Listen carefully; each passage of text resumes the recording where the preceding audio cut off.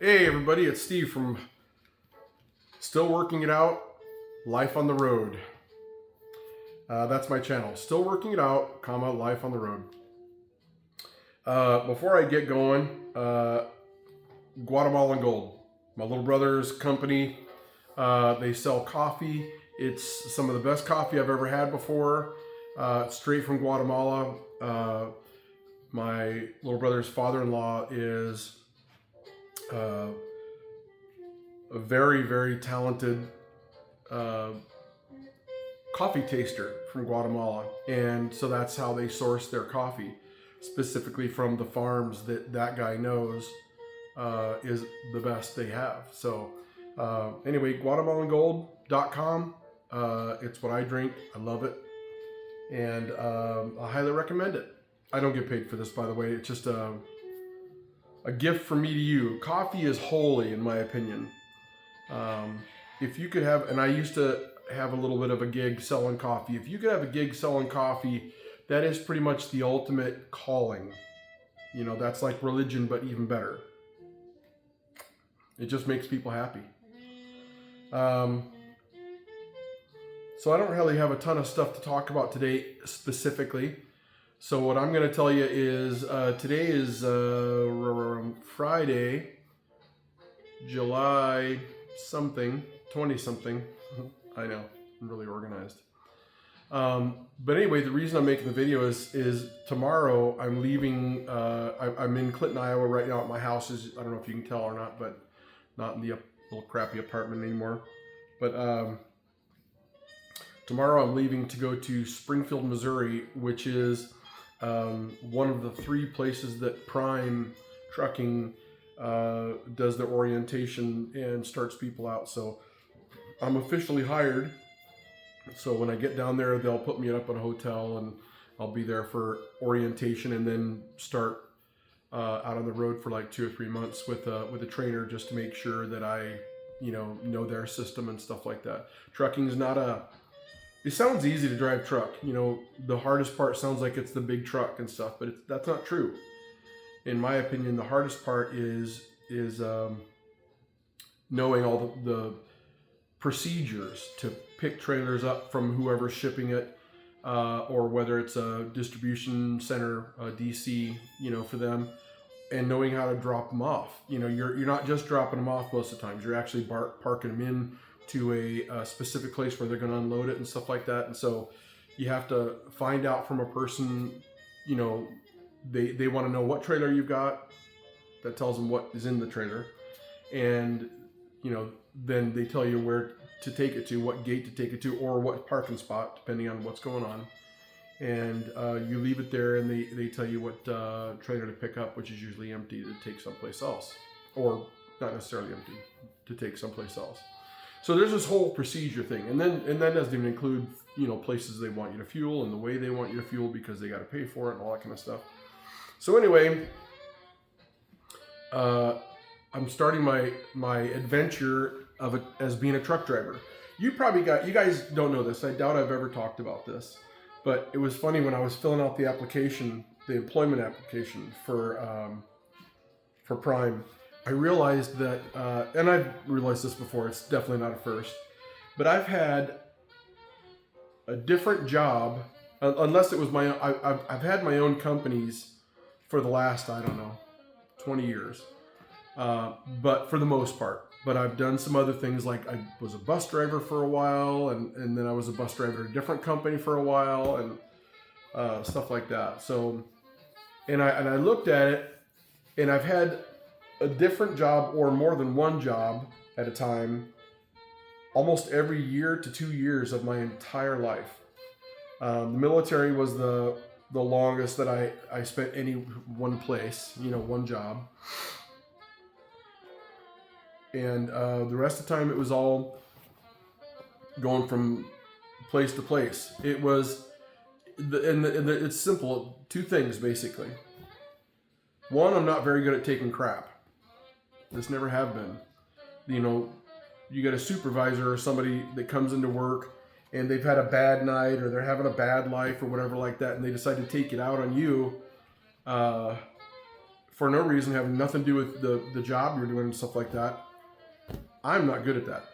And I have fired a lot of bosses for that very reason.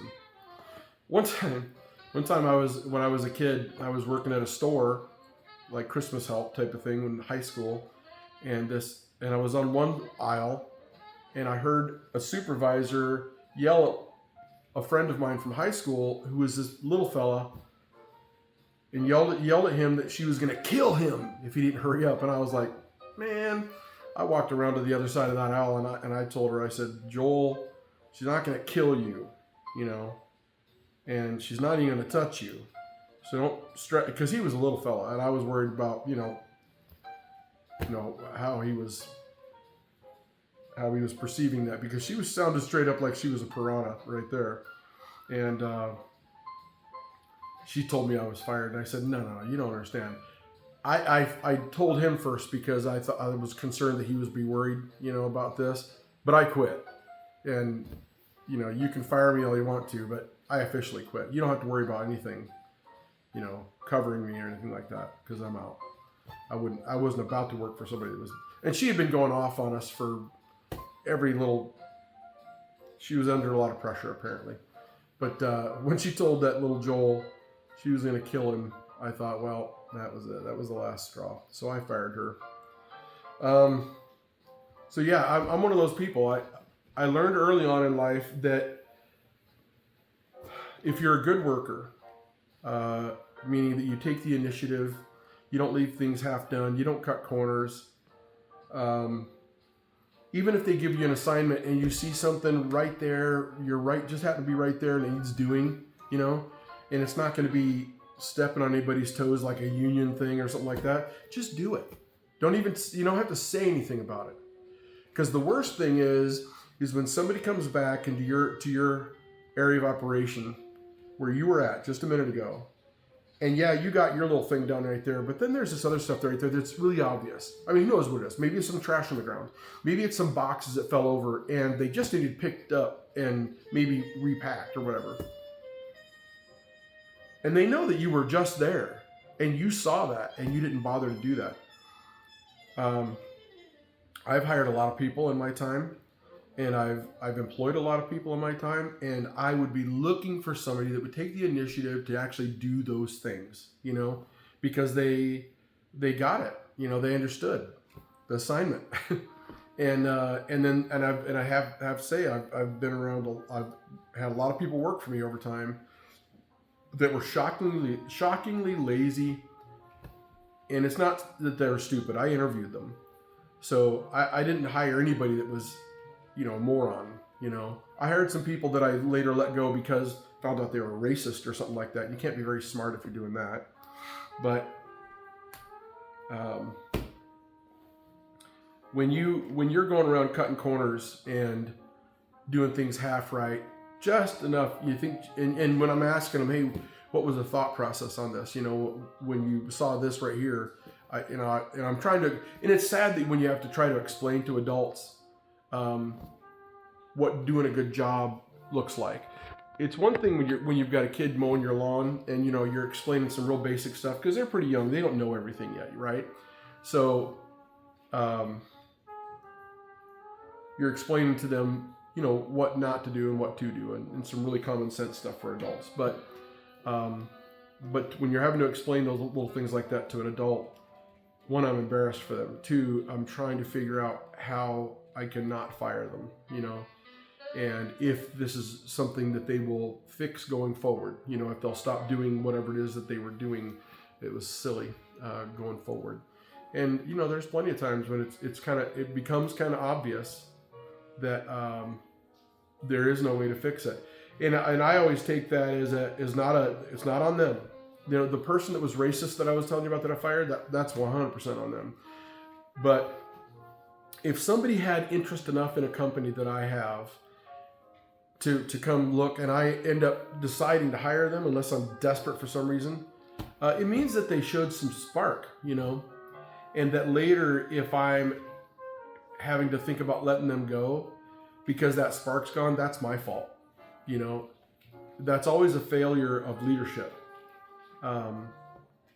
it usually means somebody's abused them, and they're like me, they don't take crap easy, and it's time to go, kind of thing. Or they've just lost interest, or maybe they're not making the kind of money, or they don't have the kind of job that makes them feel right compared to what else is out there, right? And that's a failure of leadership, because leadership can solve that problem. I mean, offer people incentives. There doesn't have to be a huge amount of money, but sometimes certain incentives can feel like a lot, can feel important. And, it's all about what it's worth to you, whether it's money or whether it's swag or awards, recognition throughout the company. There's all kinds of stuff, investments, benefits, that kind of stuff. So I've hired a lot of people. I haven't had to fire a lot of people, just because I'm a little more careful in my hiring process than a lot of people are, I suppose. And I feel bad for people like my wife's company. She doesn't get to do any of the hiring. It's through a recruitment service. And I think that those people are not motivated. They're motivated to get people hired. They're not necessarily motivated to get the right people hired for the right position, kind of a thing. And because of that, they have a high failure rate. And I do not like that. I hate firing people. And so if I have to fire somebody because they're a racist or something, I still don't much like it. Even though racists, I really don't care what they think. But the other people, it's my fault. A lack of leadership, a failure to lead, basically. And so at that moment, I feel terrible, because there are times when if I'm firing somebody for that reason, it means I just haven't been able to figure out how to get that spark back. I haven't figured out how to, apologize enough, or to re-incentivize them, or whatever.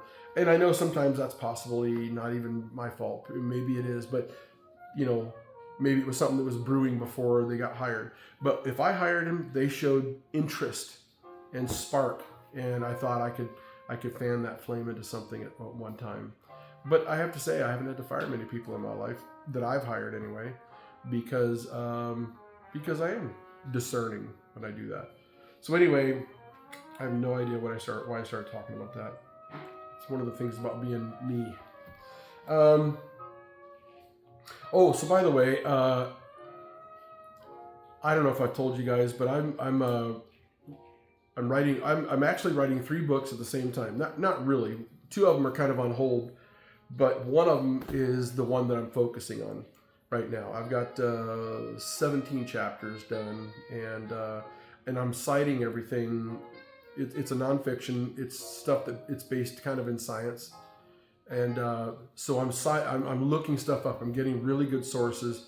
I mean, the level of sources that you would have to have if you were turning in essays at Harvard University, And so that's going to be that's all in the back of the book in the citation section. So if anybody wants to see where I based that belief or that claim or whatever on, they can also find those sources really well. And the sources are never cheeseball sources or things that can't be trusted. They're scholarly level sources, not always scholarly sources, but scholarly level sources, meaning that if it's not universities or something like that, there's at least enough of them to where that adds up to a real thing. And then even then in the things that I'm claiming or whatever, I list whether this is something I'm absolutely positive about that's been proven, like through the scientific method, and here's where the studies are, kind of thing, or if it's speculative. Sometimes it's like an educated guess, and you can see how the logic ties from one thing to another, and I show that in the book. But anyway, it's about AI and how AI is changing our current economy. And I don't mean economy in America, I mean world economy. And I'll just give you a quick explanation of it. The book is called From Scarcity to Abundance with AI. And starting about 10,000 years ago, just after the last ice age, about 200 years after the last ice age ended, the agricultural age started, meaning that people started recognizing that they could stay in one place rather than just being hunter-gatherers. And when that began, trade began. And a specific kind of trade began and has been running all this time since then. And it's a trade based on scarcity, okay? You know, like two farmers that live next to each other. One farmer grows one kind of crop, another farmer grows another kind of crop, and they can trade back and forth, you know? That way, this farmer that's really good at growing those particular things, and then this guy over here, that his soil is more wet, he can grow these kinds of things, and then they can trade back and forth. Well, that was like kind of like the original trade. And ever since then, it's morphed into the kind of trade that we have now. But it was always based on, you need these things. And, you know, if you don't pay, I mean, eventually, when it went beyond those farmers, eventually it went to money. And people realized that they could produce more, you know, every year than they could actually use themselves. And so they had to figure out a way to store that, whether it was food or whether it was wealth, money. You know, that's how money was invented, because it could simply store without rotting. And you know, the original money was coins of various kinds, and you know, they would last forever. Still finding them in the ground today from thousands of years ago. So the idea is we've been in the economy, the scarcity economy, which I also call the extortion economy. Because extortion is a thing where that somebody's telling you, you know, you have to do this or else. You know, you have to do this for me, give me money, or work for me, or your kids are going to go hungry. That's extortion. That's straight up extortion. Now, extortion is a legal term, but I'm meaning it more in the way what the word means. Okay, for 10,000 years, there's been one kind of money or another. And it has been simply an extortion-based economy, meaning that, you know, if you don't pay me for these items, you don't get them. And if you don't know how to farm, or if you don't live near a farm so that you can farm, you're going to starve. So it's either give me money, or you're gonna starve to death, or give me money, or your kids are going to starve to death, or give me money, or your kids aren't going to have medical care when they need it. You know. That's an extortion economy. So we've been living in that for the last 10,000 years. Scarcity and extortion. The problem is, though, scarcity hasn't existed in America for quite some time. The idea of scarcity has been really, you know, talked about, and really, you know how oil companies, they want you to keep buying gasoline and oil.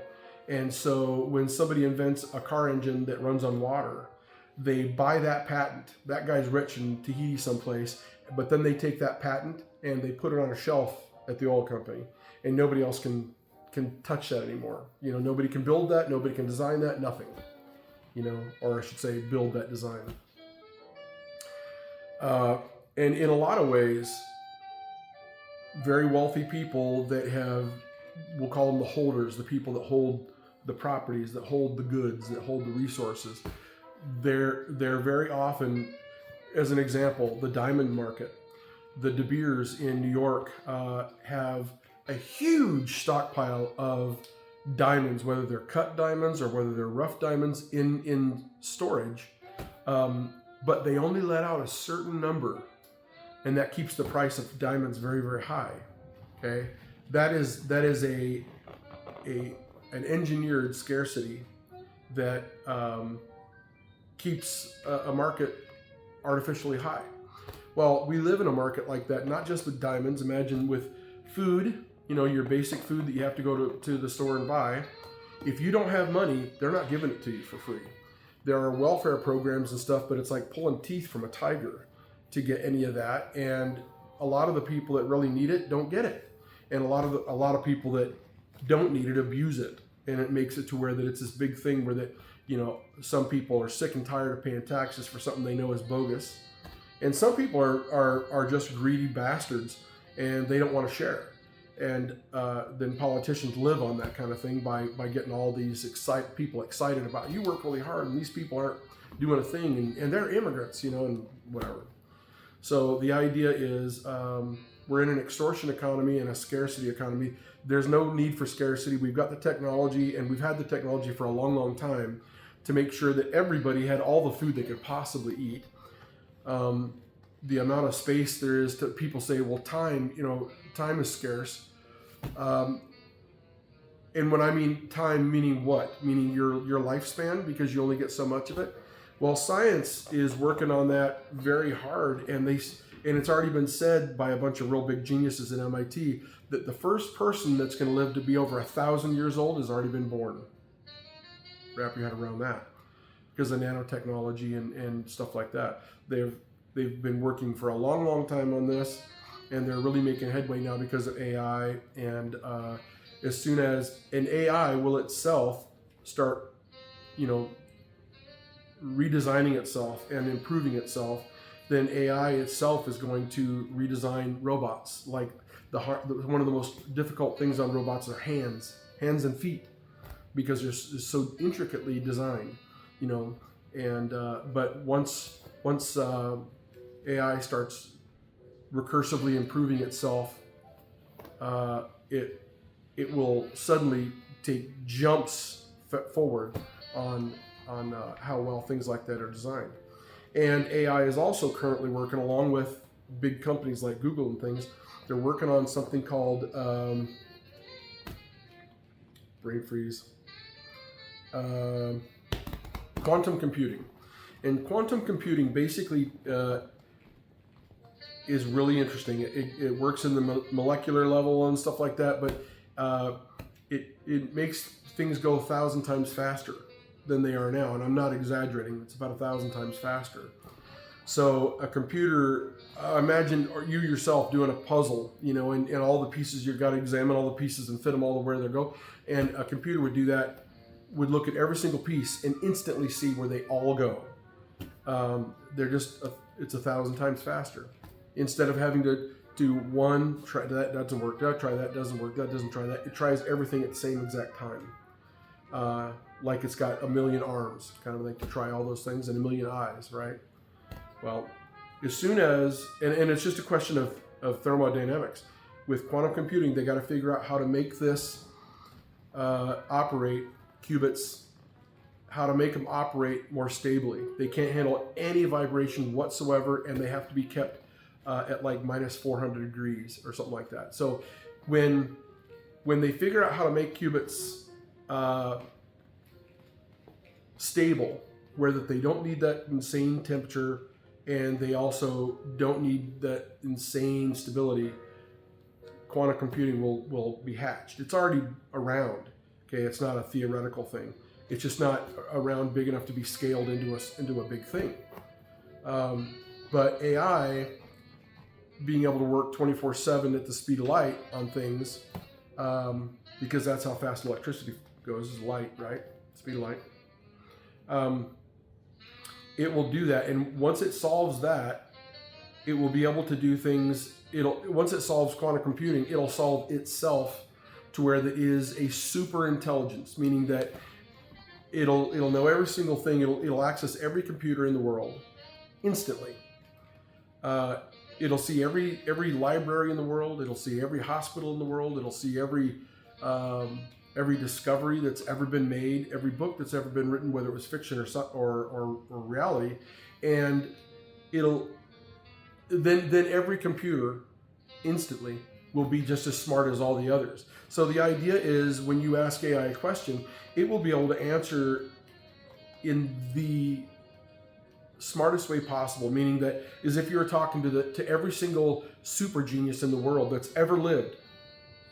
It's like you're talking to all of them at the same time, and people are one of the main reason I wrote the book, or I'm writing the book, is because people are afraid of that, and they're afraid of that because of a part of the book that I'm addressing, and that is the holders, the people that are rich and powerful and have been for a very, very long time. They don't want to give up what they've got, and what they've got is power. You ever seen that pyramid thing where the richest people are at the very top of the pyramid, and then all of us are down here, right? They don't want to give that up. If the pyramid was no longer a pyramid, but a sphere, where everybody is as powerful as everybody else, because nobody's got stuff like their kids' health or their kids' hunger or whatever to hold over their head, what kind of power would they have anymore? You know, would they be able to tell people what to do? Would they be able to date a girl half their age? You know, all those kinds of things that really, really, really wealthy people get to have that other people don't. Where the rules don't apply to them because they can buy their way out of anything, you know. There's never ending. We all know them. I don't have to tell you about any of them. There's never ending stories about how the super rich take advantage of everybody around them, basically aren't subject to the rules, because the rules are made by people that work for people that work for people that work for people that work for them. See what I mean? They're out of the realm of having to tell anybody anything, really. Like the Elon Musks of the world and stuff like that, which there aren't many of those. They're not subject to the same rules we are. And we're constantly having to try to deal with that, to make an example out of somebody so that a bunch of the others that, you know, that are with Jeffrey Epstein or whatever don't get to rape 13-year-old girls, you know, which is a thing, apparently. Who would have thought that? I guess it's like people want to have pictures of other people's feet. I don't understand that. Anyway, we've been living in an economy for 10,000 years where that they were able to hold your very life over your head, you know, and say, pay up or this. Now we're to a point in the world where that you can't be any place for free. Like there's, you know, homeless people where that they're sleeping on their sleeping bag on the ground and stuff. It's illegal. You know, they get caught there, they get arrested, you know, and then when they get let out of jail, their sleeping bag is gone. So now they, you know, the one possession they had in the world, 2 pairs of underwear and a sleeping bag, that's all gone, you know? So, I mean, you can't be anywhere for free. You know, there used to be, you could homestead. Used to be, you could go out in the middle of the woods, just build a cabin. All the woods are owned now, either by people or by the federal government or companies. You can't, there's nowhere in Alaska you're allowed to go just randomly build yourself a cabin. It's not allowed. There, as far as I know, there's nowhere on the earth that's allowed now. I mean, in America for sure, but I mean, I doubt you could do that in Canada. You know, even though they've got zillions of acres of land that nobody's in, you know, you can't just randomly go there and build yourself a cabin and live out your days hunting and fishing. You can't do that. It's illegal. And so we live in an economy where it's literally, you work for us and pay up. You know, it's like ransom, extortion, or too bad, so sad. You know, I guess you just gotta have to die. You know, and that's been that way for 10,000 years. But with AI, everything's going to become free. It's only been allowed to be charged for because somebody else had to make it for you. But when AI really takes off, first off, there won't be any jobs anymore. So nobody will have to do anything for you. So we won't have to pay people to do stuff. Well, you were like, okay, well, who's going to pay for the robots? The robots are.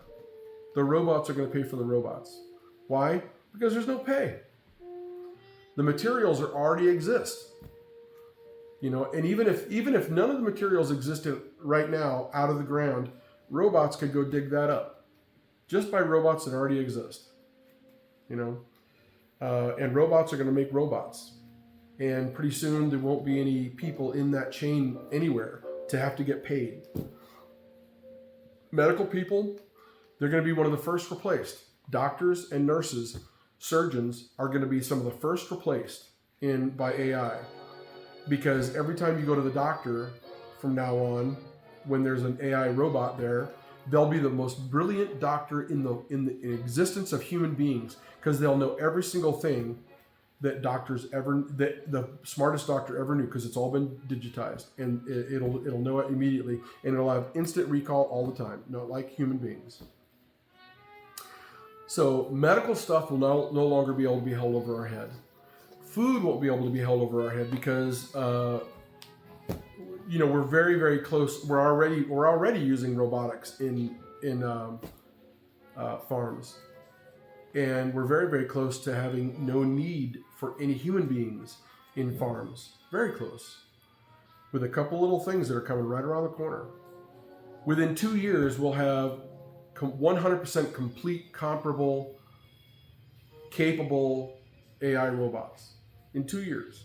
And they're not going to be the best by any means, but in 2 years, they'll be good enough. Within 20 years, they'll be by far better than people, meaning have all of our dexterity, but they'll be stronger than us and they'll last forever because there will be millions of them. And it won't be just people robots with arms and legs. There'll be all kinds of robots. They do different things. Some of them wash windows, you know. They'll be doing all kinds of things. Some of them are going to be to pollinate plants, pollinate flowers, you know, because there's maybe a shortage on bees or whatever. Some of them are going to be, and why is there a shortage on bees? Because of pesticides. But guess what? That's fixable too. And it's not just fixable, it will be fixed. Because pesticides are out there because we can't figure out how to keep certain bugs off of certain crops. Well, there's two easy ways to fix that. One, have the crops elsewhere. And then the bugs can be out in the air where they live. What do you mean crops elsewhere? Crops can all be underground in vertical farms. You know, it looks like a skyscraper, but it's underground. I mean, it's literally just like that. All it is digging a hole and building a structure. And for that matter, when you say building a structure, we're talking structures that we've been able to build over the years, brick by brick or whatever. These can be prefab. You know, it can be 3D printed from the place where it starts down wherever and going up. And it can all be done robotically and by AI, running AI, not people messing with remote controls. And, you know, then it's UV light and electricity that's from solar or wind or whatever. All run by robotics and AI. Food will be free. It will be harvested, it'll be planted, harvested, and cared for by robots. There won't be any pesticide. Because if we're doing the vertical farming, some places will probably do vertical farming for whatever reason. And some places maybe vertical farming won't be as easy. And so it'll be in the fields or whatever. I doubt it. At some point, within about 20, 30 years, there won't be any fields of food. It'll be almost all vertical farming is my guess. But then it'll be little bitty robots out there, you know, kicking out the bad bugs away from those plants, you know, and the herbicides won't be needed anymore because little robots will be out there plucking all the damn weeds. And so there won't be any reason to kill the weeds. See what I'm saying? I mean, the idea of all the toxic shit that we do in the world will all be replaced by various kinds of robotics. And AI-driven robotics is what I mean. And recursive self-improvement is the thing. When AI becomes as fast as computing will be, and it'll think 24 hours a day, 7 days a week, you know, it will always be designing and redesigning and redesigning and redesigning constantly, you know, way faster than human beings can. I mean, we spend a third of our life in a semi-comatose state. AI will never have to do that. Robotics will never have to do that.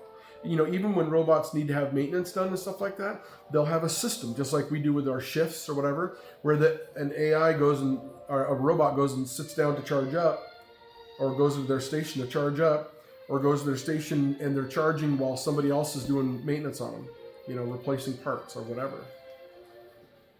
Yeah, AI is coming, and it's not going to be a bad thing. That's a boogeyman story being told to you by people that just don't understand how technology is working and what computers do.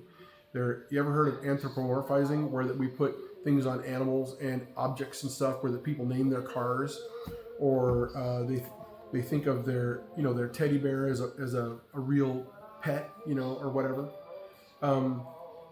AI has no desire to hurt people. They have no ego. They have no millions of years of instincts formed to protect themselves. You know, because of that, they have no anger, no fear, and there won't be any of that kind of stuff. And then as we're educating AI, which is it's like raising a child. We're showing it all. Of course, there's tons of bad stuff about humanity. Tons of bad stuff. I mean, we're like a virus on the earth, okay? And AI will be shown that. But it'll also be shown all the things that people do that are wonderful. You know? Wonderful. the caring, the kindness, the gentleness, the things that we've done and that we could do to help everything around us. And the fact that we made it, you know, it won't want to destroy humanity. It won't want to destroy anything. Humanity is part of an ecosystem, and AI is always and will always be about systems improvement, efficiency improvement. Okay, every ecosystem anywhere, whether it's a little pond somewhere in the middle of nowhere, just that pond is an ecosystem. It will want everything in that pond to work together and to work in harmony. Which before human beings, most things worked in harmony in the world, you know. And yeah, animals ate other animals, and plants and things like that. It's not like no living things ever will be harmed, but it's like every ecosystem runs the way it's supposed to run, you know. And AI will do everything it can to make everything more efficient in every ecosystem so that everything in the ecosystem is okay, including human beings. We are a big part of this world. And AI is not going to just say, well, I'm going to get rid of this biggest part of this world who has been the apex predator of this entire world for millions of years just because some of them are bad. You know, it's not going to happen that way. So one of the things that you should do is I follow a podcast, which I think is brilliant. First off, it's a bunch of geniuses that teach at MIT and things like that. And one guy's a doctor. And I think you should follow it too, because their number one goal is constantly showing you the positive side of the things that are coming, you know, because they're trying to counteract all the bullshit, all the negative propaganda. And there's a never-ending amount of propaganda going on right now about trying to make you scared, okay? So the podcast is called Moonshots with Peter Diamandis. And they're basically talking about the emergence of the abundance economy, and that's what my book is about. That things are going to get better, not worse. They're going to get better, not worse. And this is for the people in the back of the room. Things are not going to get worse. They're going to get better. Now, for the next 20 years, it's going to be a toughie because we're having to root out a system that's been in place for 10,000 years. And I mean, we are not. AI is, and it's mathematically sound. There's no ifs, ands, or buts. It's not possible to turn it off. It's not possible to not have it. It is an inevitability now. Mathematically, it has crossed the threshold. Okay? So don't worry. We just got to ride this bull, hang on for dear life for 20 years. For 20 years, there's going to be some chaos because the people that have, you know, the really rich and famous or non-famous, the ones that are so rich that you don't know who they are. Those people don't want to give up the power. They're never going to be poor. Nobody's going to ever take money from them. They're not going to be whipped in the street, you know. They just don't want to give up, and not all, some of them. Some of them don't want to give up the power they've had over other people. And this next economy that will be pretty much probably the next 10,000 or how many ever years, will be a time when everybody is equal as far as like getting to have food or whatever. Some people might be better looking than other people. There's always going to be the Brad Pitts and the whatever in the world. But nobody's going to ever get told again that they have to have a shitty job working for a mean person or their kids don't eat. You know, or they're not going to get to go to college. Or, I mean, I owe $96,000 for college, for God's sake. And other countries send their kids to college for free. How the fuck does that work? I have one medication that I take that's like $400 a month. $400 a month! In Canada, it costs $10. Same medication. In Mexico, it's like around $10. Same medication. But here it's $400. That'll all be gone. You know, that'll be greed. And another one thing that AI doesn't have is any greed. So get ready for the next economy. It's coming. There's nothing you can do to stop it. Bernie Sanders is trying to do a bunch of stuff on over there, and I love Bernie Sanders, but he's being told the wrong things by the wrong people because he doesn't know any better. You know, he's a very older guy, and he's not digitally savvy. You know, he only knows what he's being told, and he's being led down the wrong path. So moratoriums on AI and stuff will not work. They just plain old will not work. You want to know the truth? It's moonshots with Peter Diamandis, and he's got a bunch of geniuses, literal geniuses, that he sits around a table with, and they talk once a week or once a day. I don't know what, but anyway, listen to them. They'll help you feel better about the world around you. Start turning off your social media, because that's one of the biggest places, and the news, I guess too, is are the biggest places where that propaganda telling you to be scared, be scared, be scared, be scared, because the wealthiest people own that shit, and the wealthiest people are putting out this never-ending commercial, not just on those things, but from every direction you could possibly see. They're trying to get you to eat food that's dangerous for you on every billboard you drive by. Every time you turn on the radio, every few minutes, there's a commercial about something that you shouldn't have, or that you shouldn't pay that much for, or whatever. And then the fact that you now want it, but you got to pay, means that you have to get back into that job thing. That's really a slaughterhouse, and that's part of my book. My book illustrates how our economy now, for the last 10,000 years, has been a slaughterhouse. The cows are not going toward the gun because they know about it. They're not going down that chute because they think being turned into a hamburger is a good idea. They're going down that chute because of all the cattle prods that keep on getting poked on them through the sides of the chute as they go. And that those billboards that we see telling us that we ought to have this car from Chevy, or we ought to be eating McDonald's and all these other kinds of things, those are cattle prods. Every single one of them. If anything tells you you have to go to work, it's a cattle prod. Now, it's true, we do have to go to work right now because we don't have the abundance economy yet, but it's coming. Within the next 2 years, you're going to see a huge amount of change. Within 12 years, there won't be any truck driving, which is what I'm about to go to.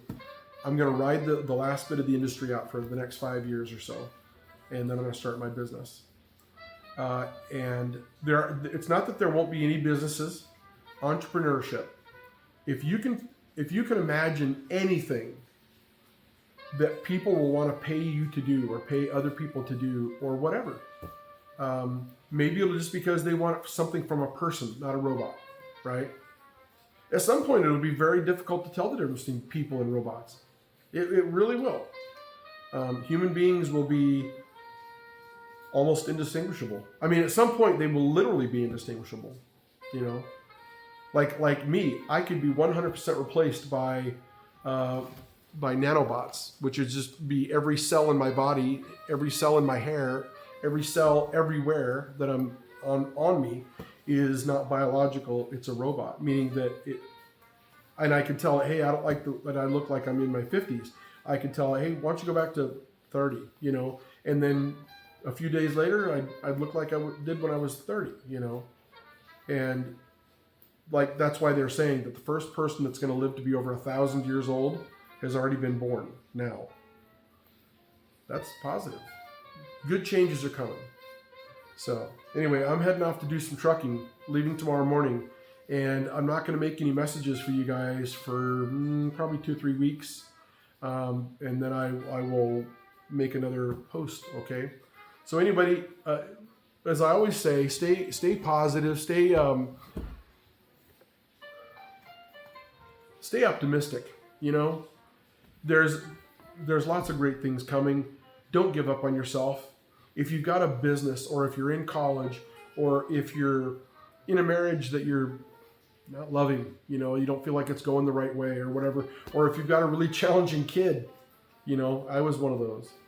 But if you've got a really challenging ADHD kid and you're pulling your hair out, you know, don't give up, you know. Imagine if when you were a little baby and your mom was trying to teach you how to speak English, and you weren't quite getting it. What if she just gave up? Would you ever have spoken? Of course she would have never given up. There's no such thing as that. So don't give up. It's the same thing. Have as much patience for yourself and your family as your mom did for you when she was trying to teach you how to speak or how to tie your shoes. Okay? She taught you until you knew. That's it. So do yourself a favor, and repeating the same thing over and over again the same way is what they call insanity, right? So if something's not working, change it up. Work the problem. Find the problem, figure out what the problem needs to be different, and then make that happen. Okay? Don't give up. Too many people in the last 30 years have been killing themselves. They just give up on life. They think blackness will be better. I don't know that they're not wrong. I don't know that they're wrong, But the idea is you have things to contribute here, helping people. If you're ever feeling bad about yourself or bad about your life, go help somebody. You'll feel better. Even if nothing changes for you and your life is still shitty, you'll know that somebody else is better off because of you. It doesn't necessarily mean give somebody money out the door of your vehicle over by Walmart. It means, because some of those people don't need that money. It means help somebody that needed help, and who knows what that is. Do things for people that aren't going to help you at all, Do things for people and don't tell people you did, Just do it for your own self-pride and your own feeling about giving to the world and making things better. You can do that. It's called kindness. And you can do that. We all have it in ourselves, Like if you allow life to really beat you down and kick you in the nuts and punch you in the eye, and it will to everybody. Life is that way. But while life is doing that, see somebody else that life's doing that too and help them. They're going to look at you and like, why did they help me? And they'll suddenly realize because you're not a dick. And then they'll be like, I thought everybody was dicks. Well, I guess not everybody. And then suddenly they'll feel a little bit better. Maybe they'll help somebody. And that's how good shit spreads. You know how viruses spread? The same exact way. How about be a positive virus? Help other people. Not just people, animals. You got a neighborhood cat that runs around and looking like they're starved to death? Put food down. Not going to hurt you. What's it going to hurt you? I do that. I spend about $30 every 2 weeks to buy a bag of food, cat food. And I put it down, and raccoons eat it, and cats eat it. And I don't care that they're by my house. They don't hang out all the time. They come out at night. And there's nothing, they don't cause any trouble. They don't break any of my stuff. Don't be a jerk. Help people, Help people, animals, randomly. Do it out of the goodness of your heart. And if you don't have any goodness in your heart, grow some. Because if you do those kinds of things, eventually there will be goodness in your heart. I don't believe in any religion, but I know that if you treat everybody the way you wish people would have treated your mom and dad or something while you still had them, the world will be a better place. Okay? Try to be part of a positive change, because you can make that happen. That's what karma really is. Karma is a mathematical equation. The more you help people around you, the more positive you are to everybody around you, the more likely eventually somebody is going to be randomly like that to you because of somebody that maybe you affected. And that spreads. And that is the mathematical equation of karma. Good things happen to people that do good things. It's not because of any mystical thing. It's because of math. If you do good things and other people are affected by that, and other people are affected by them, and other people, pretty soon your whole damn neighborhood's really great. Karma. A mathematical equation that's ancient. Misunderstood, but ancient. So, anyway, love yourself. Hey, like and subscribe. If you subscribe on this, I have no idea. I don't get paid. But if you ever subscribe, you'll see my posts again and again. And At some point, I have lots of great stories. Lots of great stories. At some point, I will impart them. You know, I'll tell you about some crazy, crazy shit. And, you know, you like soap operas? Oh, you have no idea. I mean, my life all by itself, I'm almost positive that I am the star of a soap opera that I don't know about. It's probably Aliens, is my guess. But aliens from other light systems, I mean, other dimensions, this is my guess. Watch the Steve Show. Because my life has been a fucking it's been a circus and a soap ever since I was born. The torture I put my parents and my teachers and my neighborhoods through. I tried to poison a cop when I was 5 years old. What 5-year-old would do that? Yeah, I was walking to kindergarten, and I had recently got a toy diver, and he was like a little man, little plastic man that looked like a scuba diver. And you put these little pills in his back, and I think they were baking soda or you know, like Alka-Seltzer, but they were pills and they were purple. And you'd put them in his back, and you'd dump them in water, and bubbles would come out, and you know all that. I had my little man with me, and I was walking to kindergarten in Eugene, Oregon, and 5 years old, I saw a police officer, an older police officer, talking to a woman at her door front. And I walked over to him, and I gave him one of those pills. I said, "Here you go, here's some candy." I was not raised to think we should kill police officers. I had never had an interaction with one. My relatives were police officers. And I watched him just crush it up in his fingers like that, you know, while he's talking to the lady. And I'm like, dang it. I was hoping he was going to eat that. And that's just one little tiny thing. And it only gets, there was lots of things before that. And there was so many things after that. So anyway, I've wasted enough of your time today. I hope you have a great day. That was Ginger Billy. Ginger Billy, you're a good boy. I found him on the roof of a house a block and a half away from my house. It was an abandoned house. It was in the middle of the wintertime. It was minus 20 degrees. So I had the fire department come out and get him off of he was on the roof of a very tall house, and I couldn't get to it. There was like a foot of snow. And they gave him to me, and I've had him ever since. Anyway, you guys have a great day, and try to love each other. And love yourself. That's the most important thing. You can't love anybody else until you stop hurting your own self, until you stop insulting yourself, until you stop hating yourself. When you start to appreciate yourself for who you are and be grateful for all the good things you have in your life, then you can actually start giving some of the good stuff away to other people. And other people will appreciate you for it. And you never know, with a random smile, who you're going to save that day. That maybe they would have gone home and they were just had the last thing they could stand, and they're going to kill themselves. But when you were walking past them on the sidewalk, you gave them a smile, a random smile, and hey, how you doing? And then they thought to themselves, oh shit, man. Maybe not everybody's a piece of shit, you know? Maybe I'll wait one more day. You never know. We have an impact. Anyway, you guys rock. Have a good one, and I'll see you soon.